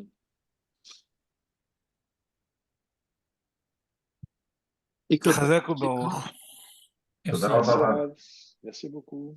Passez une bonne Merci. semaine. Merci Bessorot beaucoup. alors, Shavua Tov. Shavua Tov, Besorot Tovot. Amen. Amen, amen. Amen. Amen. Merci beaucoup.